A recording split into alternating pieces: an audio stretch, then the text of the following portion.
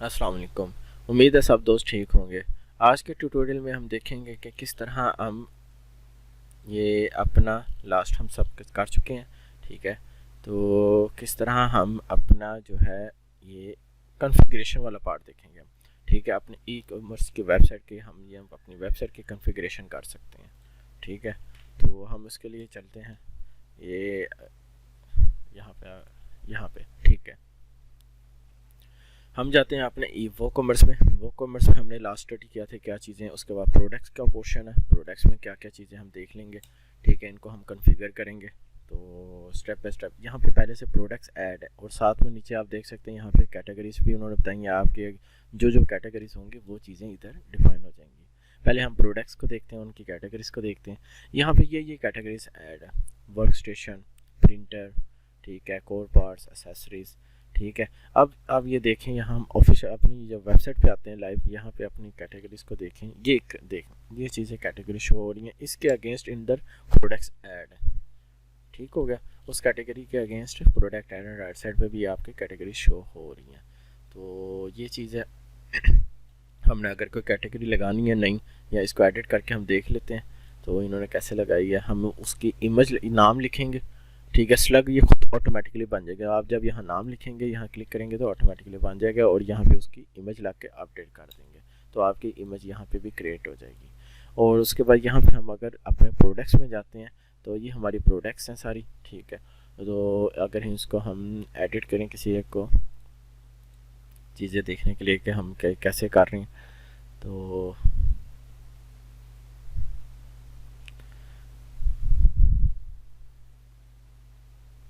ये product page अगर मैं कोई ओपन करूं, ये चीज़ है इसकी।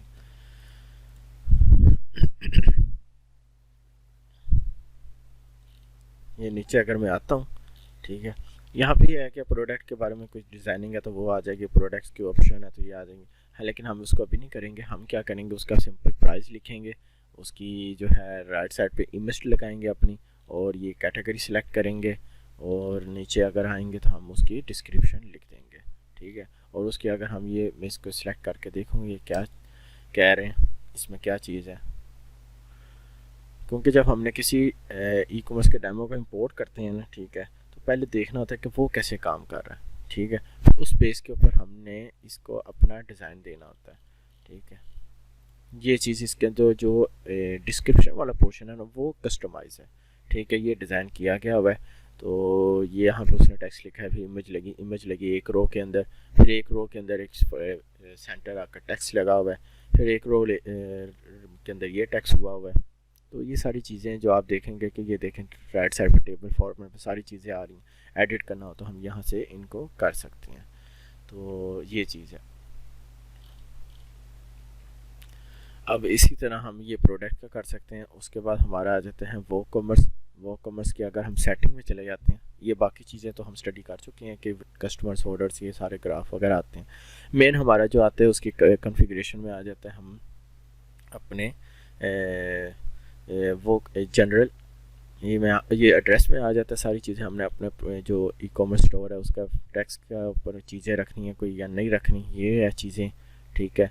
तो इनको हम डिटेल में स्टेप बाय स्टेप मज़ीद देखेंगे कि ये किस तरह वर्क करे, क्योंकि ये एक एक टॉपिक इन डेप्थ काफ़ी डिटेल में निकल जाता है। तो इस वजह से इसकी सेपरेट वीडियो बनाएंगे। तो आपने करेंसी कौन सी यूज़ करनी है आप वो रख सकते हैं, यूएसडी रखनी है, अगर आप सीरियन पाउंड है कोई आपने मतलब अपनी रखनी है, जहाँ का भी आप स्टोर बना रहे हैं आपका क्लाइंट है उस पेज का आप इसको सिलेक्ट कर सकते हैं, ठीक है। कुवैती है, यहाँ पे आप कुवैती दिनार सेलेक्ट कर सकते हैं, ठीक है। तो फॉर एग्जांपल मैं यहाँ पे अगर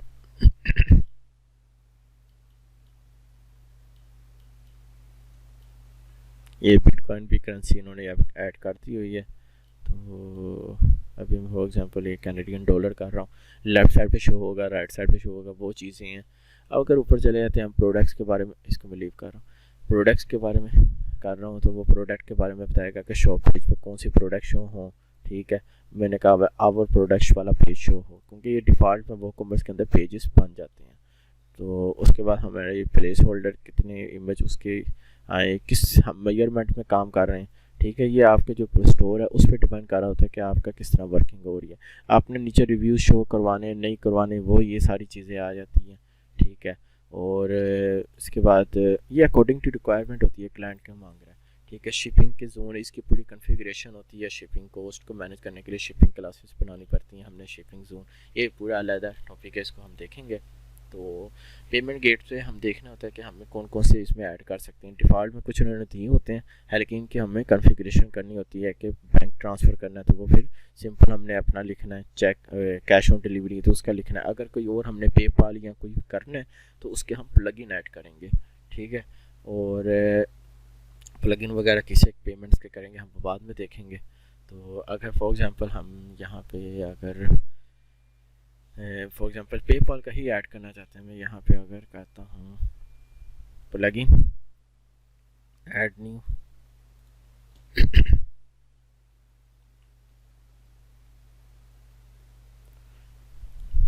अगर मैं यहाँ पे लिखता हूँ पेमेंट गेटवे, आपको बहुत सारे पेमेंट गेटवे आ जाएंगे, ये देखें, जो कि अभी इस्तेमाल हो रहे हैं मार्केट के अंदर, ठीक है। लेकिन हम यहाँ पे जाते हैं, सिंपल कहते हैं पेपाल हमें चाहिए मिसाल के तौर पे।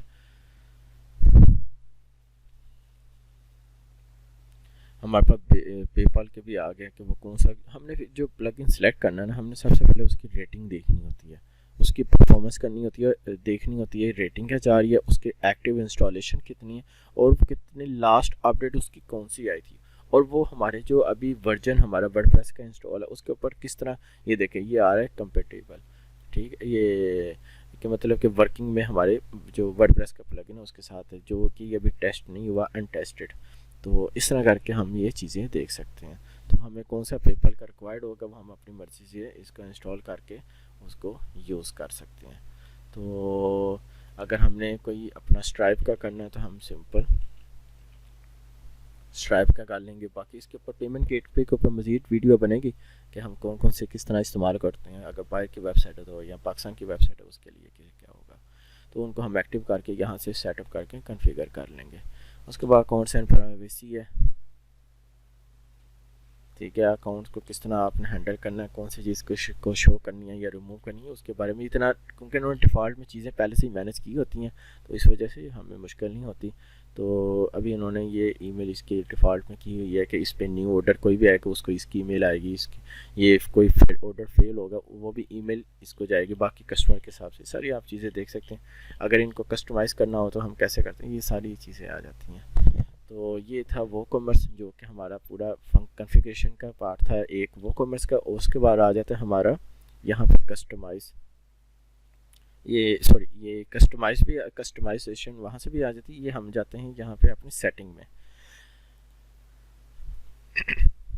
यहाँ पे हमने अपने कॉन्फ़िगर करना होता है वेबसाइट को, ठीक है। वो कॉमर्स को भी हम प्लगइन अपनी मर्ज़ी से हम कॉन्फ़िगर कर सकते हैं, अपनी वेबसाइट का नाम, ईमेल को अगर हमने चेंज करना है, ठीक है, यहाँ से कर सकते हैं हम, ठीक है। उसके बाद हमने अपना जो है अगर वो ये अपडेट सर्विसेज हैं, ये जब हम SEO वगैरह जो रैंक करने होते हैं उसके लिए हम इस्तेमाल करते हैं उसको, है लेकिन ये बाद में देखेंगे। हम रीडिंग में जाते हैं, हमारा फर्स्ट पेज जो है स्टैटिक पेज है वो हमने होम पेज बनाया था, ये डिफ़ॉल्ट में डेमो में है तो उसको सिलेक्ट किया गया हुआ है। तो और ये चीज़ें हैं, इसको हम सेटिंग जब डेमो इंपोर्ट कर लिए हम सेटिंग को कम से कम छेड़ेंगे, ठीक है। और अगर हम अपनी मर्ज़ी से बनाना चाह रहे हैं तो उसको हम ये चेंजेस अपनी मर्ज़ी से रिक्वायर्ड के जो क्लाइंट के रिक्वायरमेंट उस पेज पे हम चेंजेस करेंगे।